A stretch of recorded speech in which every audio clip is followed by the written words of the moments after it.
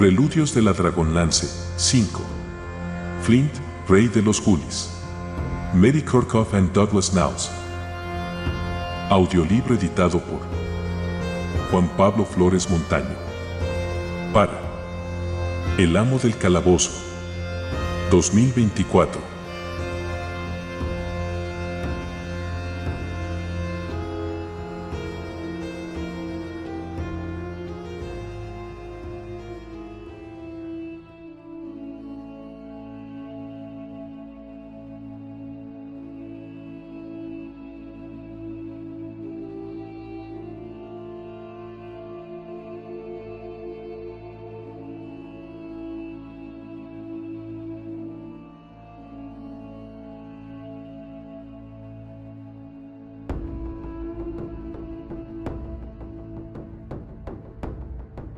Novena parte.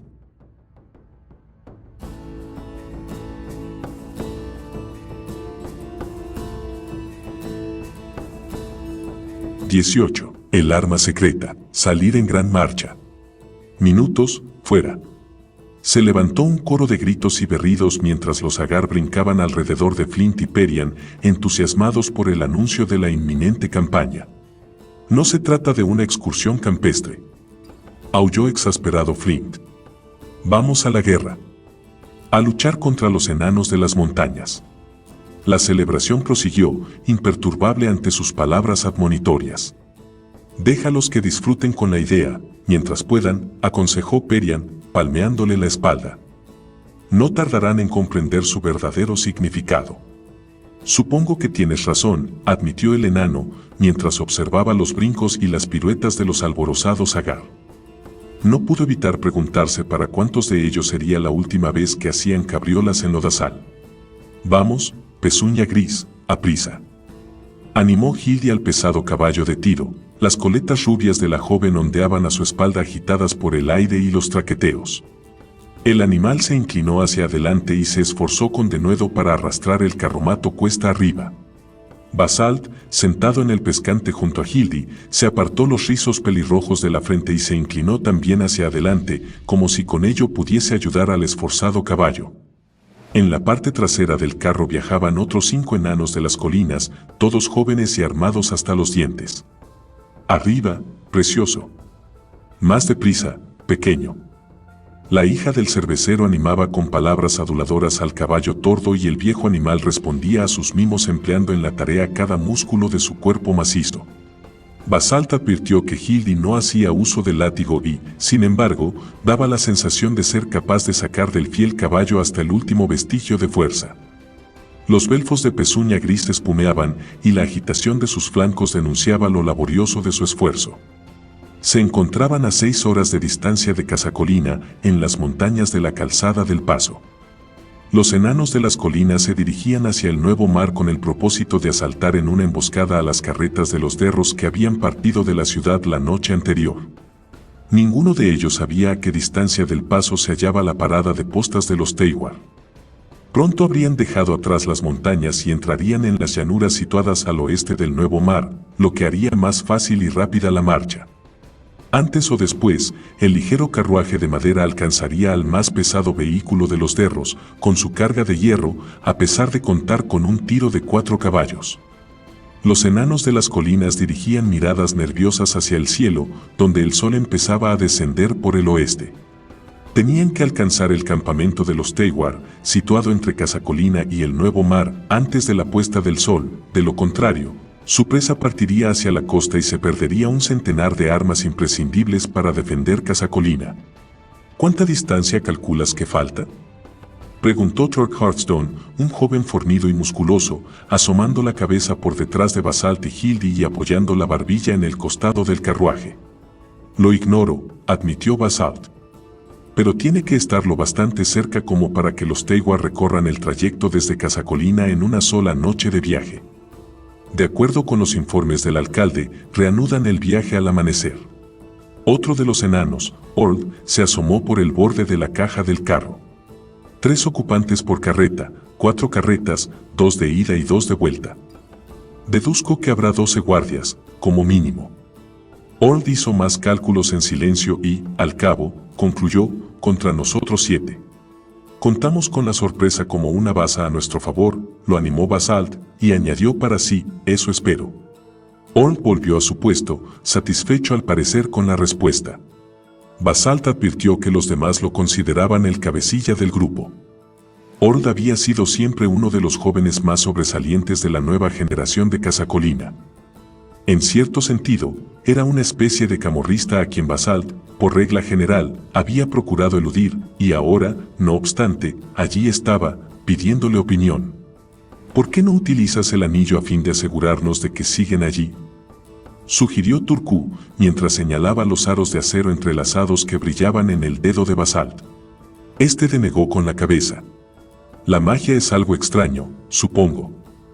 Para que funcione, tengo que evocar mentalmente el lugar al que deseo ir, en consecuencia, solo puedo teleportarme a sitios que conozco. Ignoro dónde está la posta de los derros, podrían cobijarse en cualquiera de las cuevas existentes en el bosque. Se encogió de hombros, en un gesto de impotencia. En medio de resoplidos, Pezuña Gris alcanzó la cumbre de la calzada del paso, marcada por dos colinas prominentes que flanqueaban el camino. De allí en adelante, la calzada discurría cuesta abajo hasta llegar al mar. «Aprisa, precioso». «A todo galope». Lo animó Hildy a gritos. Notando su carga mucho más liviana, el caballo inició un trote vivo. Tras él, el carro traqueteaba y retumbaba. Hubo momentos en que Hildy tuvo que tirar de las riendas por miedo a que volcara. Las lanzas de tiro crujían, las ruedas chirriaban, en definitiva, el ruidoso descenso impedía cualquier conversación que no fuese a gritos. Basalt se aferró con todas sus fuerzas al pescante durante el trayecto suicida por la angosta y sinuosa calzada. Miró de soslayo a Hildy. La joven tenía los ojos fijos en el caballo y en el camino, y los dientes apretados con una expresión de fiera determinación impresa en su semblante. El enano pensó en los 5 compañeros que viajaban en la parte posterior del carruaje y lo dominó una sensación de inseguridad y confusión. ¿Qué vamos a hacer? Esperan que sea yo quien tome las decisiones, pero no soy un aventurero avesado. Fracasaremos. Ahora que nos aproximamos a nuestra meta, el plan en su totalidad me parece una locura. Con mi idea temeraria he puesto en peligro, no solo mi propia vida, sino la de otras 6 personas, pensó desesperado. En ese instante Basalt recordó las palabras animosas de su tío. Cabía la posibilidad de que sus compañeros y él salieran victoriosos de un enfrentamiento con los guardias derros. Eran 7 enanos de las colinas, jóvenes, fuertes y bien armados. Observó de nuevo el cielo. Con un poco de suerte, los alcanzarían antes del anochecer, lo que les daría una ventaja considerable sobre sus lejanos parientes, moradores de subterráneos sombríos. Un bosque de pinos oscuros flanqueaba la calzada marcada con rodadas. De tanto en tanto, el carro cruzaba frente a alguna granja o cabaña, habitadas por los escasos enanos de las colinas que había emigrado al otro lado del paso en años precedentes. Basalt y Hildy observaron con atención todas ellas, en busca de alguna señal que denunciara la presencia de los derros, pero no vieron nada sospechoso. Conforme las sombras de los pinos se alargaban sobre la calzada, Basalt empezó a temer que su grupo y él no llegarían a tiempo de alcanzar a los Teiwar antes del ocaso. «Allí se ve algo», susurró de repente Hildy, señalando un sendero de tierra, marcado con profundas rodadas, que se bifurcaba de la calzada principal. A unos 50 metros, al final de la senda, se alzaba un establo de gruesos troncos oscuros. A un costado de la estructura, carente de ventanas, se divisaba una entrada de gran tamaño, protegida por una prolongación del tejado. En el patio estaban las 4 enormes carretas de transporte con las ruedas de llantas de hierro, cuya altura sobrepasaba a la de cualquier enano. Un derro ataviado con armadura negra vigilaba de pie, a la sombra de uno de los vehículos, estrechó los ojos y dirigió una mirada escudriñadora al ligero carro que se acercaba. No se veían los caballos de tiro por parte alguna y, de todas las dotaciones, el único derro visible era el guardia que realizaba la ronda con evidente aburrimiento. «Manteneos agachados», advirtió con un siseo Basalt a los 5 enanos que viajaban en la parte trasera. En aquel momento cruzaban ante la senda. «Sigue adelante. No demostremos un interés excesivo», ordenó a Hildy con un murmullo.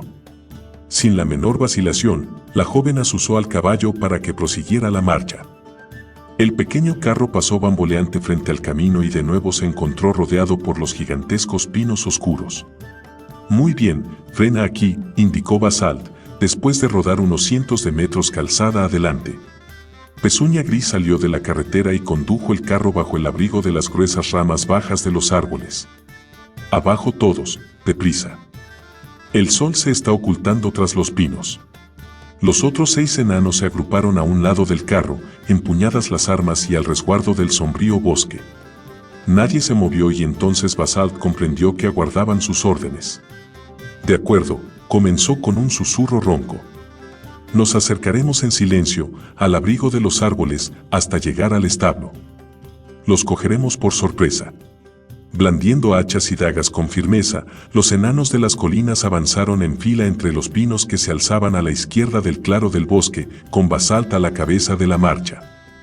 De improviso, el joven hizo un alto y se agazapó, sus compañeros hicieron otro tanto. Todavía hay un solo guardia, así que los otros deben de encontrarse dentro, susurró Basalt. Y también los caballos.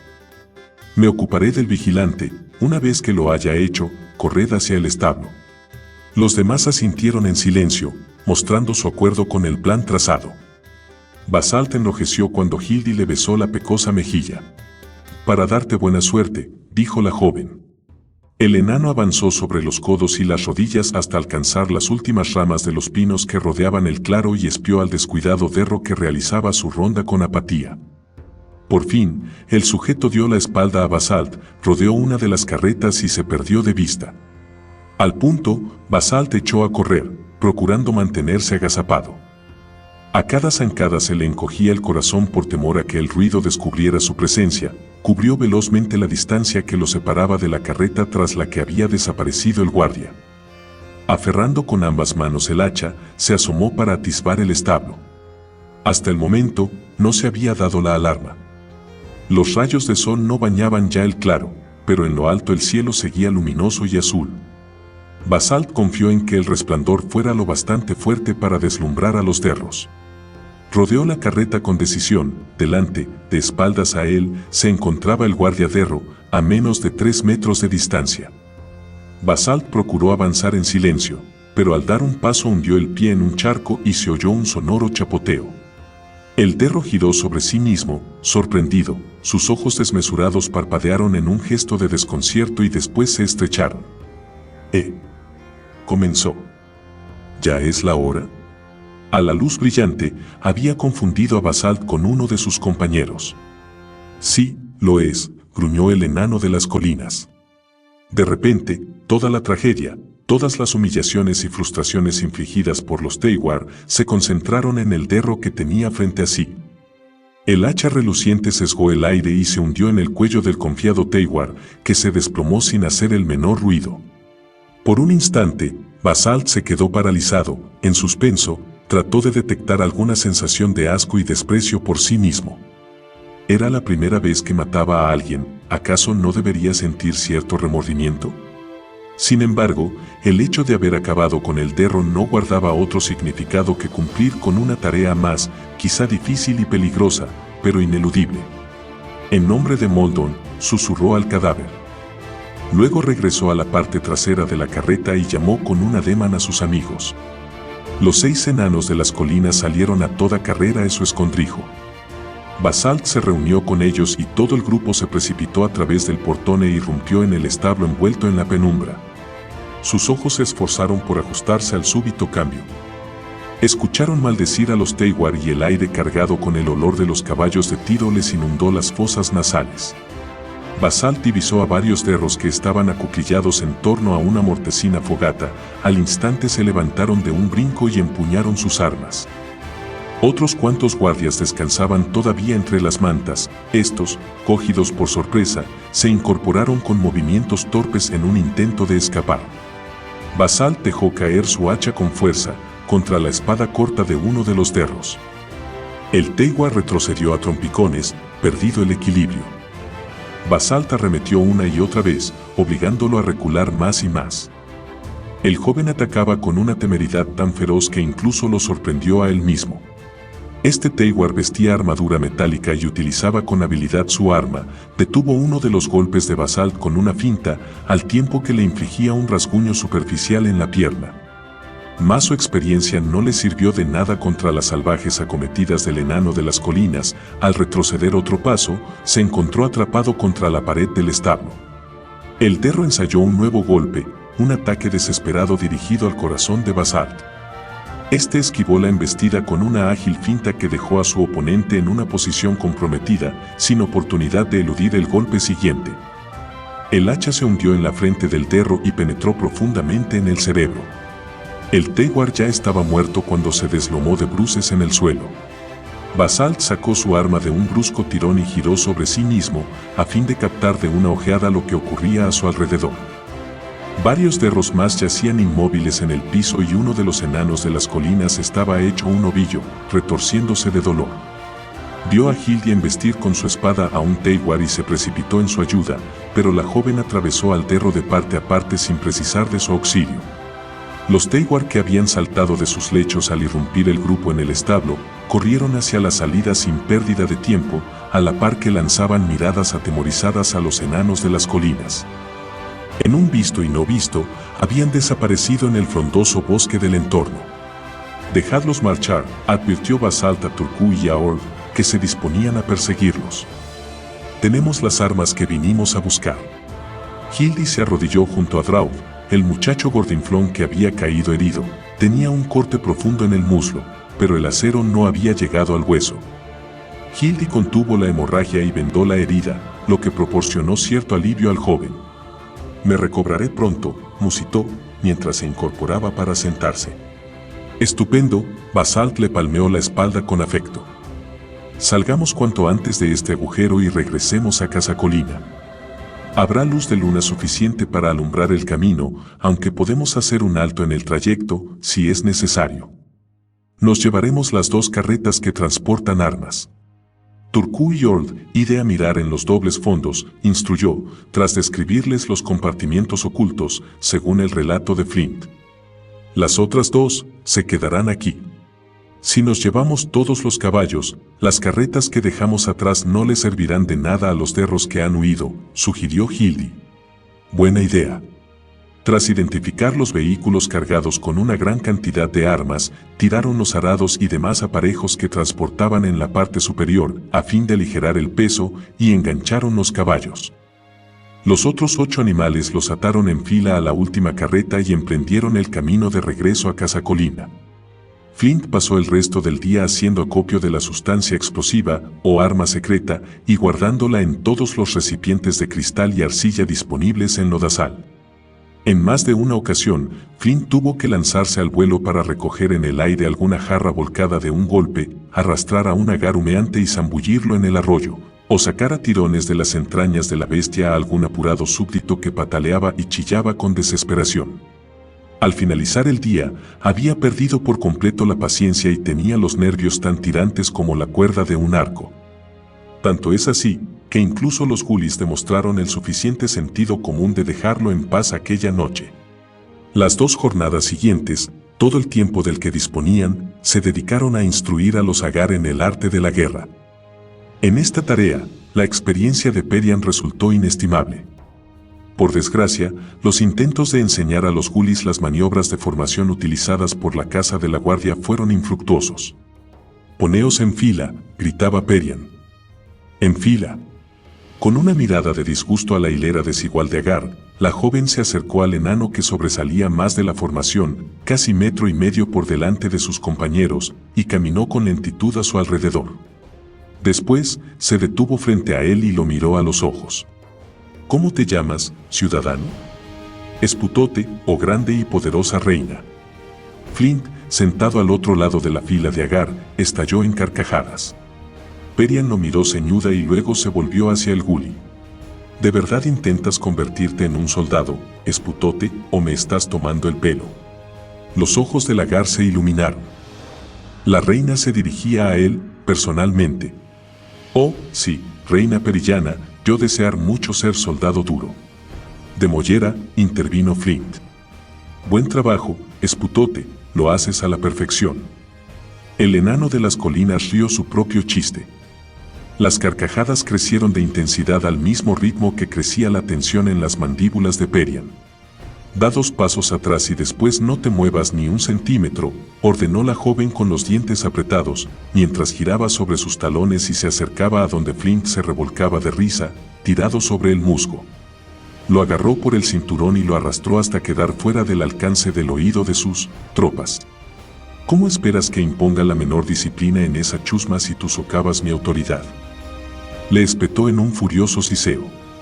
De todas formas, no tiene remedio, respondió el enano entre risitas contenidas mientras se enjugaba los ojos. No puedes instruir a estos macacos de túnel como si fueran veteranos. Jamás aprenderán. No están hechos para formar en fila. Perian giró sobre sus talones para mirar al grupo Gully. Entonces, ¿qué sugieres? ¿Que los guiemos amontonados y gritemos, carguen, a la primera oportunidad? Se abrazarían unos a otros con sus propias bombas de sustancia explosiva. Es probable, admitió Flint. Creo que necesitamos nuevas tácticas, algo más acorde con sus aptitudes. Adelante, soy toda oídos, bufó la joven. El enano volvió sobre sus pasos y caminó frente al grupo de Agar, cada vez más desordenado. El problema, desde mi punto de vista, les dijo, está en acercárselo bastante a los tipos malos para echarles las bombas sin que antes nos hayan sacudido la badana. Es obvio que no podremos hacerlo en grandes grupos, pero tal vez lo logremos en grupos reducidos. Probemos a hacer una cosa. Vosotros, muchachos, los de ahí, gritó Flint, apuntando a un grupo de unos 10 hombrecillos que parecían estar atentos a sus palabras. Quiero que os mováis todos juntos, a la vez, y vayáis hasta la pared, luego, regresáis otra vez aquí. En medio de empujones y codazos, los gulis avanzaron en un confuso montón, llegaron a la pared de la gruta, dieron media vuelta y regresaron hasta donde los aguardaba Flint, sin cesar de propinarse empellones y golpes. Muy bien, declaró su soberano. Ahora lo intentaremos de nuevo de otro modo. Colocó a los hombrecillos de forma que los que iban al frente se cubrieran con los escudos por delante y los de la segunda fila los llevaran sobre la cabeza, de manera que formaran una buena defensa. Estupendo. Id hacia la pared y regresad. Y mantened los escudos como os los he colocado. Los Agar avanzaron a trompicones hasta la pared, giraron sobre sí y regresaron empujándose unos a otros. Cuando llegaron a donde los esperaba Flint, algunos habían tirado los escudos por el camino y los demás los llevaban ladeados. Es patético, opinó Perian. Hemos llegado a un punto muerto. Flint denegó con un enérgico cabeceo. No estoy de acuerdo. A la vuelta estaban desorganizados, pero alcanzaron la pared en un orden bastante aceptable. Creo que con un poco de práctica serían capaces de hacerlo bien. ¿Por qué tomarse la molestia? ¿De qué serviría? Replicó Perian, desabrida. Te lo mostraré. Se volvió hacia el grupo de prueba. Coged todos una piedra y después regresad a vuestras posiciones. Se organizó un barullo de empujones, carreras, recogida de piedras y trueques hasta que Flint contradijo su anterior orden. Alto, hagamos las cosas una por una. Coged todos una piedra. Ahora, poned los escudos como os he enseñado. Ahora, caminad hacia la grieta por la que se metió el monstruo y cuando diga tirad, arrojáis la piedra contra la pared. Los Agar avanzaron en medio de tropezones a lo largo de un camino sinuoso en dirección a la pared. Cuando Flint gritó, tirad, dejaron caer los escudos y acribillaron el muro a pedradas, luego se revolcaron por el suelo riendo, peleando y arañándose. Flint se volvió hacia Perian. Quizá convendría que los Gully huyesen ahora, antes de que sea demasiado tarde. Esto no tiene sentido. La joven contempló al revuelto montón de hombrecillos tirados en el suelo. Simplezas. Han progresado mucho. ¿Qué nombre le das a esa maniobra? Preguntó. La brecha, suspiró el enano. La brecha, a la que los Gulis no tardaron en rebautizar, la percha, la agarpulta y la práctica generalizada de puntería contra una diana fueron las disciplinas comprendidas en el programa de instrucción. Perian descubrió con gran satisfacción que los hombrecillos tenían una puntería excelente a la hora de arrojar piedras o lanzar bombas, destreza adquirida por la costumbre de cazar roedores a pedradas para comérselos, según supo después. Los hombrecillos disfrutaban con los ejercicios de la agarpulta y demostraron una habilidad natural para alcanzar grandes distancias, aunque no precisión. En cuanto a la percha, Flint estaba plenamente convencido de que en esta disciplina radicaba su fuerza principal. Al finalizar el periodo de instrucción, eran capaces de cruzar el salón cielo grande a toda carrera en un grupo compacto, lanzar las bombas cáusticas, simuladas, se entiende, y regresar a toda velocidad, todo ello sin tropezar a cada paso unos con otros. Aún así, 2 días eran solo 2 días. ¿Por qué rey ceñudo cada vez que nosotros hacer preinticas de guerra? Quiso saber Numskull. Tener peor aspecto que después vomitona por indigestión de hongos dorados. Flint se limitó a dedicar una mirada ceñuda al chamán. Con los dientes apretados, incapaz de presenciar ni un segundo más la ridícula parodia de desfile, voceó en tanto daba palmadas. Oíd todos, hombres y mujeres de lodazal. Tras muchos empujones, pellizcos, empellones y dedos metidos en los ojos de sus compañeros, los enanos Gully se agruparon en lo que recordaba vagamente una asamblea atenta. Lo que os está haciendo falta, muchachos, es algo que dé sentido a vuestros esfuerzos, algún himno brioso que os una y sincronice con una fuerza irresistible, arrolladora. Brian se cubrió la boca con la mano para ocultar la risa y Flint le propinó un codazo en las costillas. Luego se apartó de ella y empezó a pasear frente a sus súbditos, con las manos enlazadas a la espalda y la vista prendida en el suelo. Por ello he decidido enseñaros una canción enana regia, sagrada, muy especial. Un silencio profundo se cernió sobre la asamblea de enanos. ¿Rey? Irritado por la interrupción, Flint vio a Numskull que agitaba la mano para llamarle la atención. Nosotros a ver buena canción, anunció el chamán. La multitud asintió con bruscos cabeceos que corroboraban las palabras del curandero. Antes de que Flint tuviese ocasión de impedirlo, los enanos Gully se lanzaron a berrear a voz en grito una cantilena. Gran sol, ojo amarillo, no escupir tantas llamas, apagar ya tu brillo, en ramas, las hojas amodorradas, y chinches en cueva torradas, gris, gris, gris. El viejo tener barba, los árboles llamar, para ir a merendar. Hojas arder en el fuego, pero eso que más da, todas muertas luego, con frías nieves de invierno. No, no, no. Bramó Flint a pleno pulmón para hacerse oír por encima de aquel estruendo, a la vez que se golpeaba la palma de la mano con una vara fina. Por fin, la cantilena perdió fuerza hasta cesar por completo. Quiero que oigáis una canción de verdad. La marcha guerrera de los enanos forma parte de vuestra herencia como miembros de esta raza. Ahora, escuchad.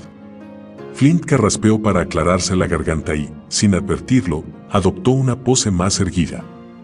Su voz, de un agradable timbre grave y vibrante, acometió el primer verso de un canto que no entonaba hacía años, desde que había abandonado a los suyos para recorrer mundo. Bajo las montañas, del hacha la esencia, brota de las cenizas, del alma, de un fuego apagado. Templado su hastil, anuncia su presencia, pues las montañas el hálito de la guerra han fraguado. El corazón del soldado, domina y anima la acción. Vuelve glorioso, o sobre el blasón. Salidas de las cuevas, al surcar el aire en una pirueta, las hachas sueñan con la roca, con metal vivo que nació de una generosa veta. Metal y piedra y metal, cual lengua y boca. El corazón del soldado, anhela, desea la acción. Vuelve glorioso, o sobre el blasón. El rojo del hierro, sangre vengadora de lo inmundo. El verde del bronce, el cobre siempre fiel, creados en el fuego de la fragua del mundo, consumen la injusticia al hender la piel. El corazón del soldado, descansa, completa la acción, vuelve glorioso, o sobre el blasón. Flint sintió que Perian, de pie junto a él, se le unía en la canción en la estrofa, salidas de las cuevas. Sus voces se mezclaron e hicieron contrapunto, la de él, un barítono bajo, la de ella, un suave y claro contralto. Cuando vacilaba con algunas palabras olvidadas, Perian estaba allí para llenar sus lapsus. Su corazón estaba henchido de orgullo, pasión y fervor étnico al concluir el himno nacional de su raza. La canción había adquirido un significado mucho mayor para él al estar acompañado por Perian. Jamás imaginó que compartía tradición alguna con sus parientes de las montañas. Había tomado en su mano la de la joven y, cuando se volvió hacia ella en la última estrofa, vio, a través de sus propios ojos empañados por el llanto, los de ella, relucientes y trémulos de lágrimas. Kivalen Sat identificó la joven al autor de la canción, con un suave murmullo. ¿Acaso existe algún otro? Repuso Flint con énfasis. Cantar otra vez. Corearon los gulis, entusiasmados. Nosotros aprender. Nosotros cantar canción regia realmente bien. Flint y Perian tararearon la melodía una y otra vez para los Agar y después los hicieron repetir los versos al menos en 3 ocasiones. Parodiando, ensayando y trabándose la lengua con las rimas, los enanos guli pasaron la hora siguiente practicando este nuevo ejercicio. Flint no los había visto nunca poner tanto empeño en hacer algo. Un nuevo espíritu de armonía y compañerismo germinó en todos.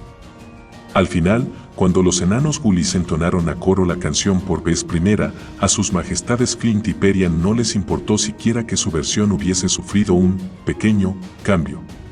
Abajo en montañas, con hacha a la bestia, cortar y hacer trizas. Sus tripas tener peste y fango. Prender el candil. Ya empezar la fiesta. En montañas, el grito de guerra haber sonado. El corazón desolado, animar con rimas de canción. Volver goloso, o sobre bastón.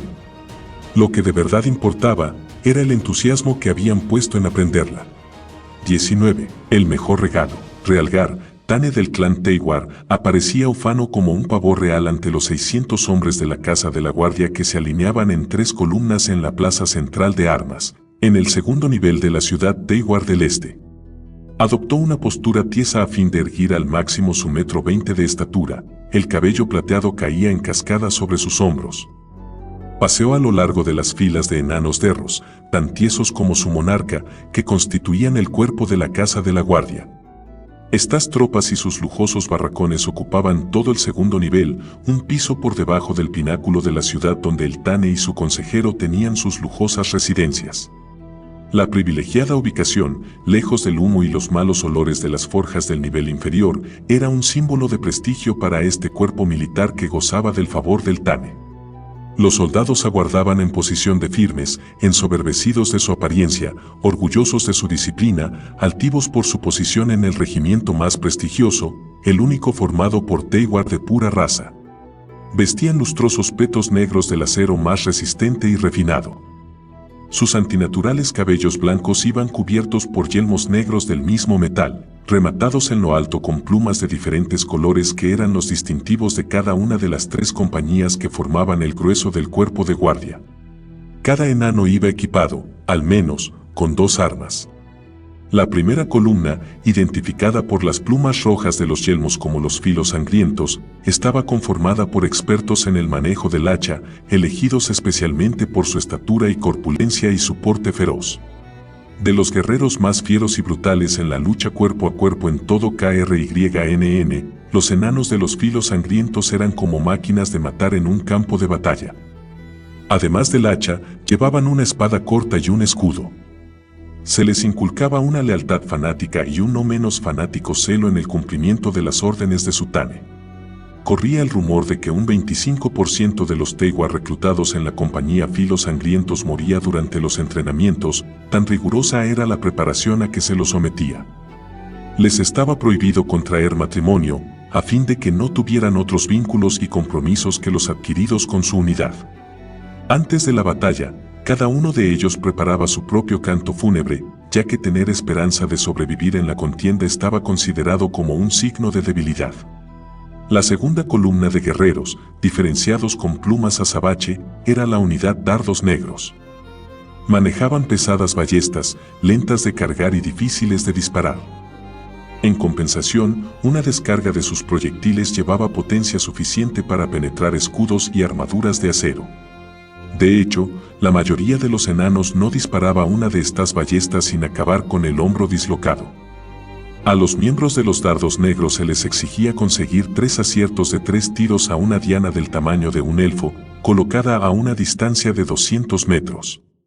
Todo aquel que fallase esta prueba era expulsado de manera fulminante de la unidad. La tercera columna de las tropas de Realgar la formaban los espadas plateadas, cuyo distintivo era una ondeante pluma larga de color gris. Estos derros, aunque también protegidos con armaduras de acero, llevaban escudos más pequeños que los de los filos. Estaban entrenados en tácticas más ágiles y de escaramuza y podían abrir pequeñas brechas en la formación enemiga. Como individuos, eran inteligentes, dinámicos y animosos. En más de una ocasión habían ganado una batalla al penetrar en las líneas enemigas y abrirse paso hasta su general y matarlo para, de ese modo, sembrar el caos en el ejército oponente. Antes de la contienda, se pintaban el rostro con carbón y una mezcla de tierra de color ocre para darse una apariencia feroz que aterrorizara a sus enemigos. Colocados en formación a los flancos de estas unidades de élite, se hallaban los portadores de los estandartes de los regimientos, los trompetas, los tambores, los oficiales y los encargados de las señales con las que se comunicaban entre unidad y unidad. Los trofeos que portaban, ganados en anteriores contiendas, eran tan horripilantes como gloriosos, y entre ellos se contaban estandartes capturados al adversario, cabezas disecadas, yelmos relucientes, garras monstruosas, lanzas doradas y otros muchos arreos militares. De hecho, existían 4 unidades en el ejército Teiwar, si bien la última estaba conformada solo por 6 enanos, los hechiceros. Como resultado de centurias de una evolución arcana, cuyo origen se remontaba a remotas civilizaciones de derros, los hechiceros eran los únicos enanos poseedores de la rara habilidad de invocar conjuros poderosos, capaces de hacer levitar objetos de gran tamaño o incluso crear tormentas de granizo. Su piel era aún más pálida que la de los otros miembros de su raza. Vestían ropajes negros, al igual que el resto de los soldados de la Casa de la Guardia, si bien sus uniformes eran túnicas acolchadas, no armaduras de metal. Sus poderes en el campo de batalla, sobre todo en combates contra los enanos de las colinas, desconocedores de cualquier tipo de magia, eran, ni que decir tiene, decisivos. Pitrick, llamó a voces Realgar. El jorobado se acercó renqueante junto a Sutane cuando éste acabó de pasar revista al ejército. El aspecto de las tropas es espléndido. Es notorio que Prien Seprem hizo una buena labor antes de su muerte prematura. Realgar miró de soslayo a su consejero. Desde el primer momento, desconfió de las explicaciones dadas por Pitrick sobre el fallecimiento de la capitana. Sin embargo, el rostro del hechicero era una máscara impenetrable, vacía de expresión. El Tane prefería no presionar demasiado a su consejero en este asunto, ya que Pitrick era mucho más valioso para él de lo que pudiera llegar a ser cualquier joven capitana. «Me complacería que tomases el puesto de Perian al mando de la guardia», dijo Realgar con un tono despreocupado. «Sí, mi señor», fue la respuesta firme y resuelta del consejero. «Con semejantes tropas, es imposible que fracasemos en borrar de la faz del continente ese pueblucho de enanos de las colinas». Con los brazos cruzados y las piernas plantadas firmes en una actitud imponente, el Tane observó con detenimiento a su consejero. «Ese es el propósito de nuestro ataque, ¿verdad?». Sin lugar a dudas, se apresuró a responder Pitrick. «Partiremos hoy al mediodía para cubrir el largo tramo del túnel de las carretas, de modo que lleguemos a la superficie al anochecer, al abrigo de la oscuridad». Aun cuando he realizado algunos viajes a Sankshen en los últimos tiempos, las tropas nunca han salido de la penumbra de Torvardin. No estoy seguro de cómo reaccionarán sus ojos a la luz. Por ello, viajaremos durante la noche y dormiremos en cuevas o bajo la protección de densas arboledas durante el día. Realgar dio su conformidad al plan de su consejero con un breve cabeceo. Él mismo no había subido a la superficie hacía décadas, tanto por falta de tiempo como por su escasa inclinación a hacerlo. ¿Qué me dices de las nevadas? ¿No está próxima la estación invernal allá arriba?, inquirió. Sí, así es. Pero las dotaciones de las carretas de transporte me han informado que el mal tiempo acaba de empezar y la nieve caída es poca y no impide transitar por los caminos. Calculo que, aun con el impedimento de mover un gran número de tropas, nos llevará 2 noches de marcha llegar a ese repugnante poblacho. Caeremos sobre los desprevenidos habitantes de Casacolina en el ocaso del tercer día. Podemos descansar durante la tarde, en las cercanías, pero con el pueblo fuera del alcance de la vista, para que nuestro ataque les llegue por sorpresa. ¿Qué demonios querrá hacer Perian en la gruta de la cascada tan tarde, la víspera de nuestra partida? Rezongó Flint en voz baja, mientras se apresuraba por el último pasadizo que conducía a la hermosa caverna situada en el último rincón del lodazal. El enano había estado con Omskul, ocupado en empaquetar los recipientes con la sustancia explosiva en trozos de arpillera, así como también en limpiar el óxido de varias dagas y espadas viejas que habían encontrado entre los montones de desechos. Había sido el propio chamán quien, entre risitas, le había dado el mensaje de la joven enana. Reina Perillana, decir que tú reunirte con ella en gruta cuando acabar trabajo. Tener gran sorpresa preparada. Dicho eso, el chamán se había llevado la mano a la boca y había rehusado dar ninguna otra pista a su soberano acerca del misterioso mensaje. Al cabo, llegó Flint al acceso abierto a la derecha del túnel que desembocaba en la escalera que descendía hasta la caverna, bajó los peldaños angostos y retorcidos de dos en dos y, al llegar al último escalón, hizo un alto para recobrar el resuello, después avanzó decidido. Lo detuvo de inmediato una enana guli, la autodesignada, camadera real, Pústula. «Quitar ropas y venir conmigo», dijo, entre risitas que hacían temblar sus gordos mofletes, al tiempo que propinaba tirones a la camisa de Flint. «¿De qué demonios hablas?» «Basta. No me toques, estúpida. ¿Dónde está Perian?», demandó, mientras trataba de quitarse de encima las manos de Pústula. «Aquí estoy», llamó la joven, saliendo de detrás de una estalagmita. Soltó una carcajada al contemplar el semblante congestionado y furioso de Flint y el empeño de la guli en arrancarle las ropas. «Déjalo, Pústula». La regordeta Agar se apartó de Flint, miró con veneración a la familia real y después echó a correr escaleras arriba. Abochornado, con la sangre agolpada en el rostro, el enano se colocó los faldones de la camisa que Pústula había logrado sacar a tirones. «¿Qué pasa aquí? ¿Le has estado dando lecciones de cómo atracar en los caminos?». Perian se echó a reír de nuevo. Eso, por desgracia, ya sabía cómo hacerlo. «Lo siento, de veras». Los ojos de color avellana centellearon alegres. Fue su propia iniciativa. Sin duda lo decidió al ver que yo me había despojado de mi atuendo habitual, creyendo que tú querrías hacer lo mismo. De pronto Flint cayó en la cuenta de que, en lugar del uniforme, Perian iba ataviada con una especie de sari ajustado, de un vivo tono verde mar. Era el color favorito del enano y destacaba de un modo espectacular con la cabellera cobriza de la joven. Estaba de pie cerca del estanque, a contraluz del fulgor emitido por el musgo. Por vez primera, Flint vio su silueta a través del fino tejido. La miró de arriba a abajo. Los tobillos, sorprendentemente finos, las piernas musculosas, las amplias caderas, el esbelto talle, los amplios senos. El rubor tiñó de nuevo las mejillas del enano, que se obligó a alzar la vista al terreno más seguro de la faz de la mujer. Perian le dedicó una sonrisa invitadora y le tendió la mano. «Ven, tu sorpresa se enfría». Desconcertado, Flint dio un paso atrás. «¿Qué sorpresa? Si te dijera de qué se trata, dejaría de ser una sorpresa, ¿no te parece?», dijo, frunciendo el entrecejo con impaciencia. «No tendrás miedo de estar a solas conmigo, ¿verdad?». «Por supuesto que no», replicó, como si lo hubiesen pinchado con una aguja. Cogió con brusquedad su mano, en un gesto mezcla de enojo y cortedad. Pero, conforme la seguía a través de las formaciones pétreas hacia el interior de la gruta, ya no estaba tan seguro de lo que sentía. Olvidó el enfado por la vejación que creía haber sufrido cuando vio lo que le aguardaba en el banco, junto al estanque. 5 ollas de comida humeante cubrían la casi totalidad de la superficie del banco y rodeaban una vela encendida y 2 platos de metal. Flint dio una palmada y se relamió de gusto, se acercó presuroso e inspeccionó el contenido de los recipientes. «¿Qué acontecimiento se celebra?».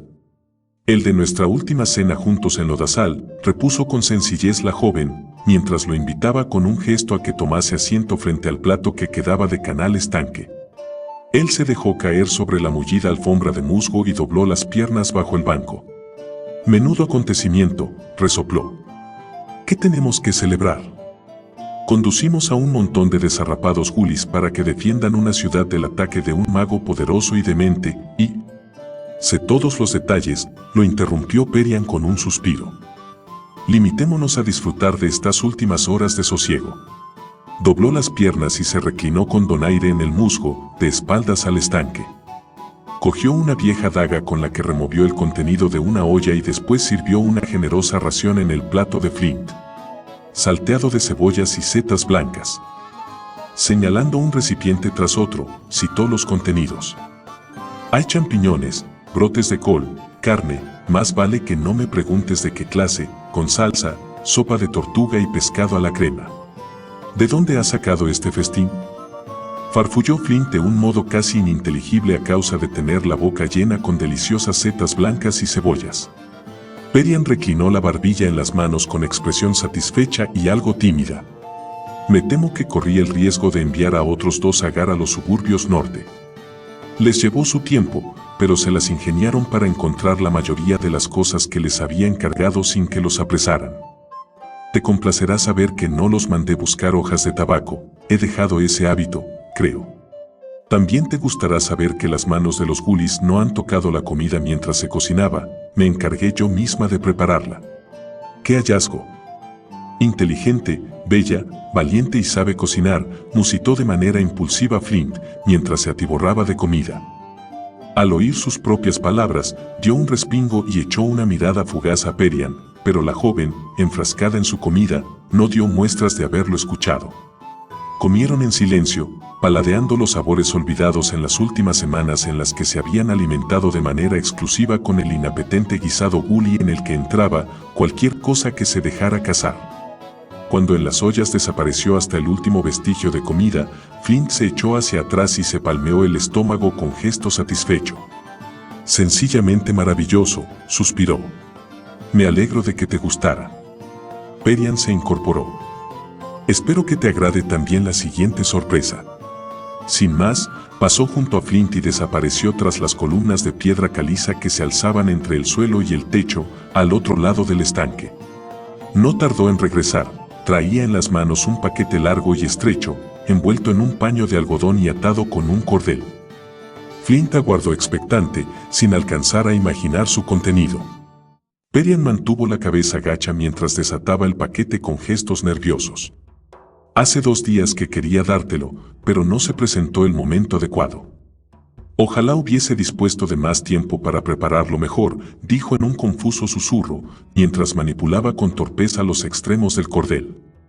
Oh, ya está, exclamó, con las mejillas arreboladas. Apartó el paño de algodón y le tendió el paquete.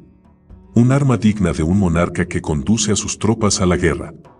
Dominado por la curiosidad, Flint echó una ojeada al misterioso envoltorio. Se quedó sin respiración, como si el aire no pudiese entrar por su garganta constreñida, y palideció de un modo alarmante. ¿Qué ocurre?, inquirió la joven, preocupada, con una expresión desilusionada. La limpié lo mejor que pude. Sé que es muy vieja, pero la calidad es excelente, de manufactura enana, sin lugar a dudas. ¿No te gusta? Pero Flint no escuchaba sus palabras, tenía la mirada prendida en el objeto que le ofrecía la mujer. Recobró el aliento y alargó las manos hacia el hacha. El suave mango de roble no tenía signos de desgaste o debilidad. Pulido por las amorosas manos del artífice, exhibía un acabado perfecto, sin nudos. La madera encajaba con total precisión en la intachable hoja de acero, como si el hacha estuviese fabricada en una sola pieza. La propia hoja era de esa clase de acero que le confería la calidad inmaculada de la plata y su circunferencia estaba grabada con unos trazos suaves de exquisita delicadeza. Flint acarició con gesto amoroso las familiares runas enanas que permanecían inalterables desde la última vez que las habrá tocado. Porque esta no era un hacha cualquiera. Era el hacha Tarkan, el arma hallada en una de sus aventuras juveniles, posteriormente ofrecida por su hermano Ailmar como regalo y perdida de nuevo hacía largos años. ¿Dónde la encontraste?, dijo al cabo, sin apartar los ojos de la maravillosa pieza de artesanía. ¿Cómo había llegado a parar a este lugar? Perian se sentía algo confundida. Había abrigado la ilusión de que le gustase, pero la reacción de Flint superaba con creces cualquier expectativa. Sostenía el hacha con la ternura de un amante. La encontré en un montón de desechos del Salón Cielo Grande, el mismo día en que descubrimos la sustancia explosiva, explicó. Luego prorrumpió en una suave carcajada. Tenías un humor insoportable. No sé lo que me pasó, pero en el instante en que vi el hacha, supe que tenía que esconderla y limpiarla para darte después una sorpresa. ¿Entonces no sabes que fue mía en el pasado? Sus ojos empañados fueron del arma a la mujer. No, claro. ¿Cómo ibas a saberlo? No te he contado esa historia. ¿Qué historia? ¿Esta hacha te perteneció? ¿La dejaste caer en el foso de la bestia? Perian estaba cada vez más confusa y alzó el tono de voz a causa de la agitación que dominaba. Flint sacudió con vigor la cabeza. El último sitio donde habría imaginado encontrar el hacha perdida era lodazal. Cuando habló, su voz fue apenas un susurro. No, no se me cayó en el foso. Mi hermano, al que asesinó Pitrick, me regaló el hacha Tarkan en mi día de barba cerrada, al alcanzar la mayoría de edad hace muchos años. La encontramos durante una de nuestras correrías por los sótanos de unas ruinas, pero la perdí en la guarida de un hobgoblin, aquí, en las montañas Carolis, varios años después. El hacha Tarkan fue la mejor arma que he poseído en toda mi vida.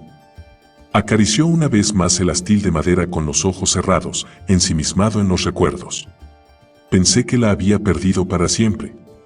Qué coincidencia tan extraña hallarla de nuevo aquí, musitó Perian. Luego se encogió de hombros. Quienquiera que la cogiese de aquella guarida, acabó sin duda en el foso de la bestia y los enanos Gully se limitaron a añadirla a su colección de tesoros. La joven pasó las puntas de los dedos por las runas. Entiendo algunas palabras, pero están escritas en un lenguaje enano muy arcano. ¿Sabes lo que dicen? Flint negó con la cabeza y metió el hacha en su cinturón.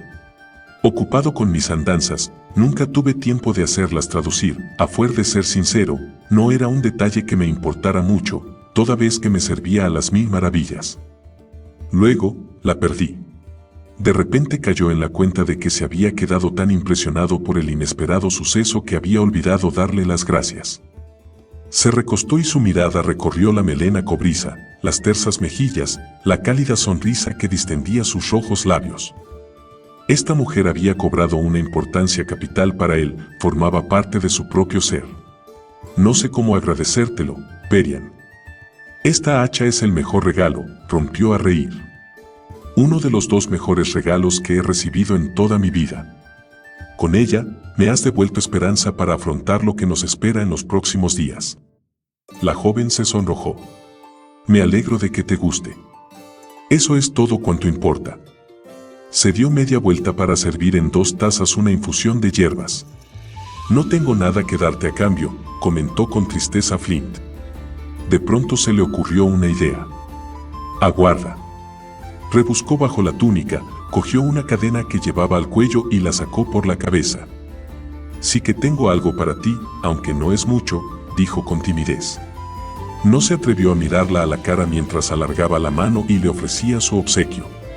¡Qué hermoso!, exclamó la joven. Soltó a un lado las 2 tazas y tomó el delicado trabajo de talla suspendido de una antigua cadena de plata.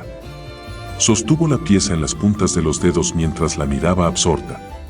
Era una hoja de madera con un acabado tan suave como la seda, de un blanco marfileño. Cada nervadura, grande o pequeña, se había tallado con precisión meticulosa, perfeccionista. Perian alzó la vista hacia Flint. ¿La tallaste tú mismo, no es así? Flint se encogió de hombros y se frotó la bulbosa nariz. No es uno de mis mejores trabajos. Es algo que realicé hace mucho tiempo y guardé para mí porque me recordaba los bosques cercanos a Casacolina. Me encanta, afirmó la joven. ¿Me ayudas?, preguntó, tendiéndole el colgante. Con dedos temblorosos, el enano pasó la cadena sobre la cabeza de la mujer y la contempló mientras se la guardaba bajo la vestimenta. Percibía la forma de la hoja bajo el fino tejido, subiendo y bajando con el ritmo acompasado de su respiración. Abochornado, apartó la vista. ¿Sabes? La hoja de álamo me recuerda a ti.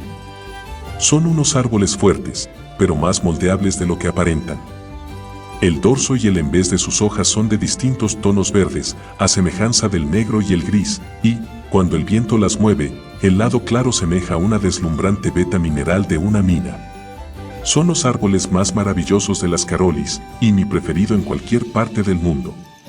El enano se ruborizó al reparar en el significado implícito en sus palabras. Ella le tendió una mano. «Escúchame, Perian», comenzó Flint con voz ronca. Sé que estaba en lo cierto al afirmar que entre un enano de las colinas y una enana de las montañas nunca puede, ya me entiendes, farfulló, haciendo un gesto vago con la mano. Todavía pienso igual. La miró a los ojos y en ellos vio reflejada una gran desilusión. Pero, ni tú ni yo tenemos mucho en común con los otros miembros de nuestros respectivos clanes. Tragó saliva con esfuerzo, buscando la frase más adecuada para el momento. La vida es demasiado corta para despreciar las oportunidades que nos brinda por miedo a correr riesgos. No sé qué ocurrirá mañana o al día siguiente, pero... La joven se echó en sus brazos y lo silenció poniéndole un dedo sobre los labios. Lo único que me importa es el momento presente. Con un palpitar ensordecedor en los oídos y la visión borrosa por una sensación de dulce embriaguez, Flint tomó a Perian por los hombros y la despojó del vestido, que resbaló hasta caer sobre el musgo reluciente. Abrazando contra su pecho a la maravillosa enana de las montañas, Flint aplastó sus húmedos labios entreabiertos con un beso que nacía de lo más hondo de su alma.